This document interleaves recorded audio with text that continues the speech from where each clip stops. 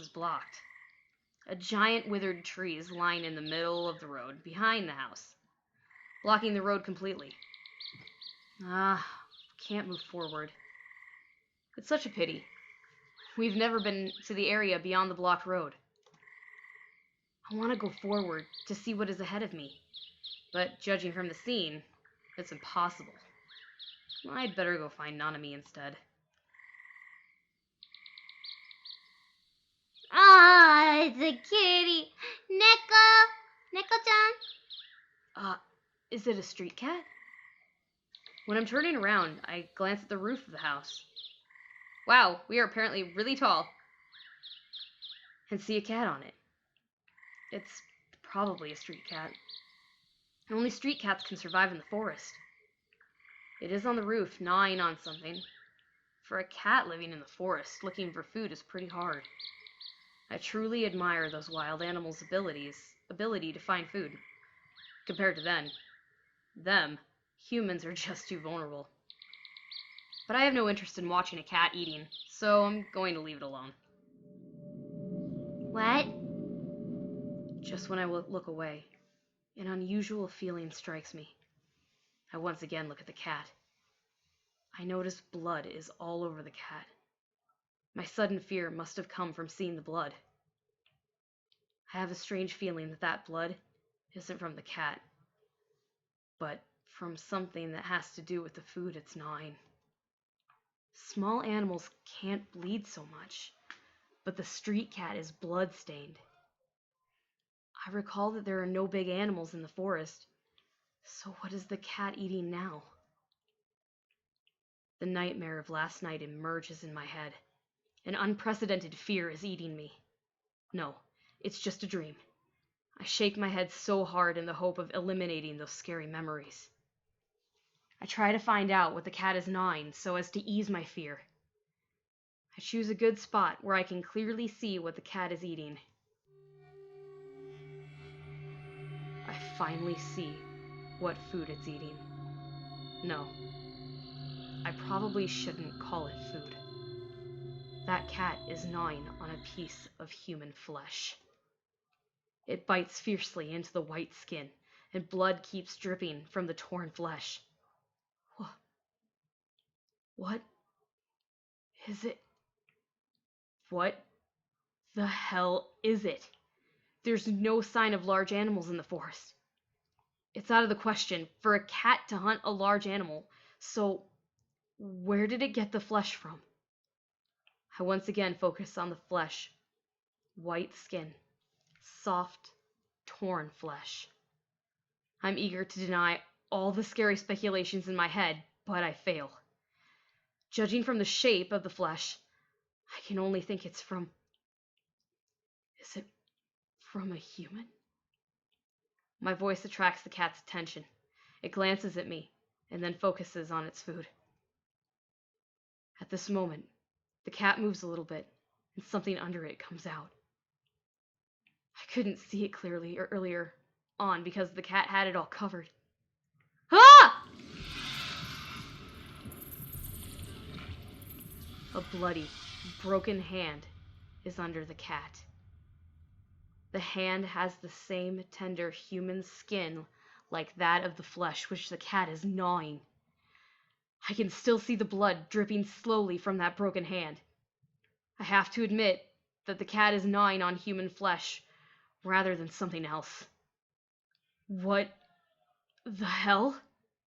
My head goes blank, and then I slump down against the ground. Yeah, we pass out. I go back home with Nanami, speechless. My collapse frightened her just now. I finally come back to my senses after Nanami has been calling out to me for a while. Afraid that she would panic, I told her that I was slumped down because I fainted. Although Nanami isn't suspicious of my lie, she looks very sad, as if it's all her fault.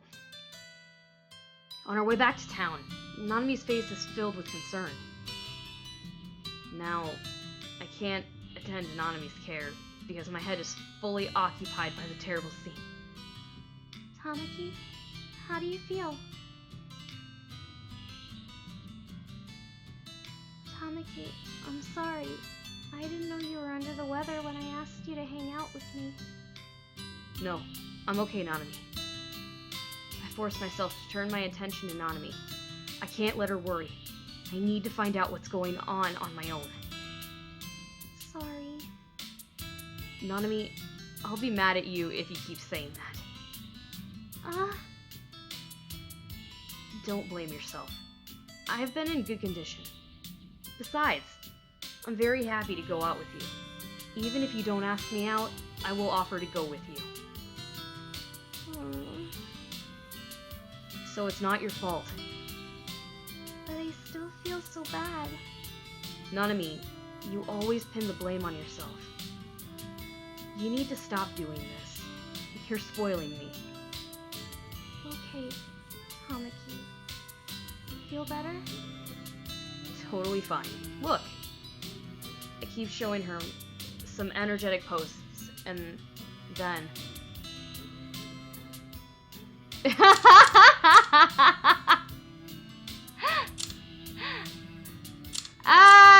No, we're not gonna be that guy. I stop posing and observe her response. Are you still feeling ill? Nope, I'm full of energy. Fine, I'm such a terrible liar. Because you wear your heart on your sleeve. Really? I begin rubbing my face, acting like a clown. I expect to amuse Nanami, but nothing works. Staring at her sad face, I don't know what to do. Nanami, don't worry. I'm fine. Tamaki, I want you to rest well. No problem. Don't worry. Well then, I won't come to your place tomorrow. Okay. I plan to go to the forest to conduct an investigation by myself. Don't go outside. You'd better stay in your room. All right.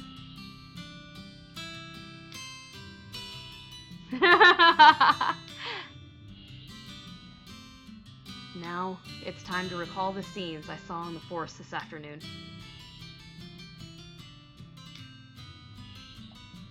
There was a blood-stained street cat. The food it was gnawing was a piece of flesh with white and tender skin. Forget about, don't worry about the hand. There you go. You were probably gonna mention it now. A bloody, broken hand was under the street cat. Yep, there we go. Okay. All these scenes indicate something has happened in the forest. Someone was murdered. A scary thought flashes in my mind. I pull myself together and try to rationalize the situation from other aspects. But then I realize my deduction is very reasonable and flawless. I dreamed about the exact same murder and cruel dismemberment earlier. I strongly believe that the dream was a premonition. However, whenever I think something scary is happening somewhere in the town, I can't help but tremble with fear. Our town is a peaceful and quiet town. Even when the outside world was in times of war and violence, no murder ever happened here. The town has become a spiritual ballast to people here because they believe that even though they are abandoned and forgotten by the world, they can still enjoy a happy and safe life here. But what I saw today may break the tranquility of the town. If I don't figure the incident out as soon as possible, the town may become a place of dead silence. The people in this town have been abandoned. They can't sustain another tragedy. I decide to dig up the truth tomorrow. What does he mean by, abandoned? I don't understand. I don't get it.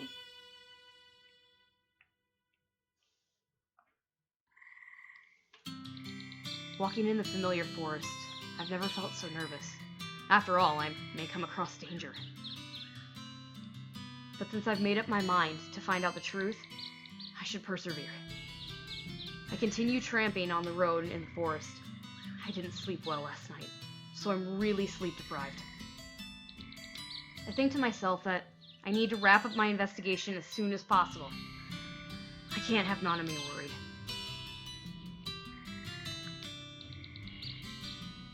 I arrived at the same place from before. Something probably happened on the road that is blocked by the withered tree. I need to go there and take a look, so I start moving the branches of the withered tree. I glance at the roof that the street cat was on while I'm clearing the road, but I find no sign of the cat. It's gone. There's some blood on the roof that must be from the flesh the cat gnawed last night. Yummy!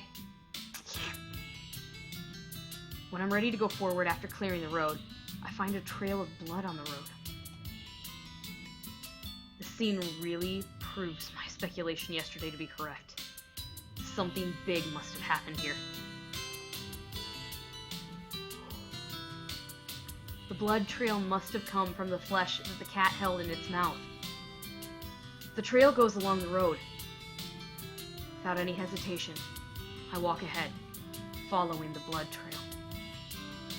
I soon come to the end of the blood trail. The translation. Oh, my! Hello. Yup. It takes me a while to calm down. I'm haunted by the terrible scene of the dead girl. Great fear sweeps over me whenever I recall the scene. The sun goes down. I look up at the sky with my back towards the terrible scene and try to compose myself.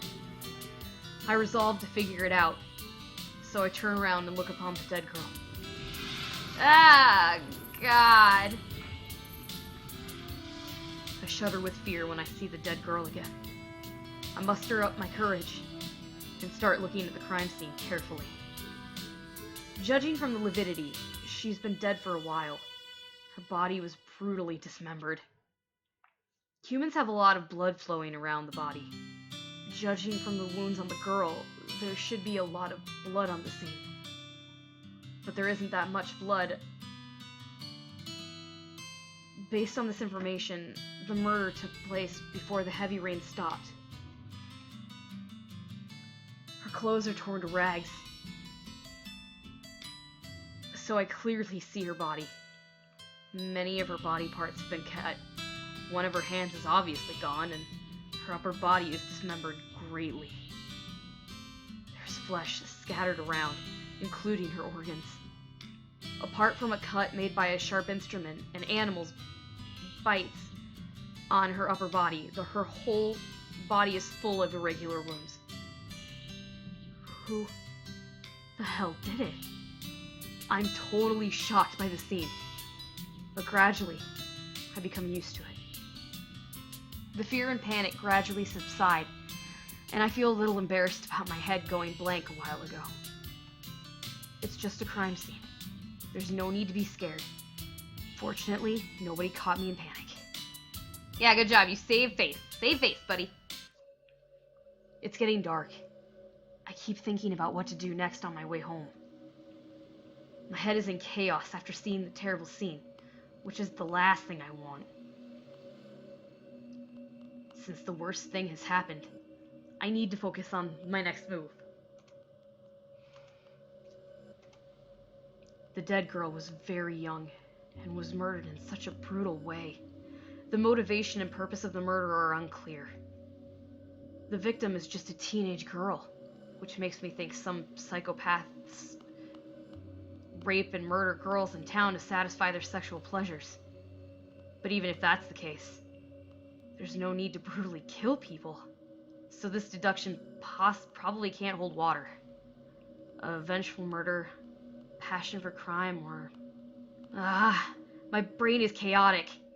Forget it now. Should I tell people in town about the murder? Such a terrible scene will probably attract widespread panic. But if I keep quiet about the murder, the killer may embark on a killing spree. So, who should I tell? I'm afraid there's no specific department for dealing with crimes in the safe, tranquil town. Really, you guys don't have a police station? As far as I know, no such department exists in the town. Because during the time before the murder happened, no such department was ever needed.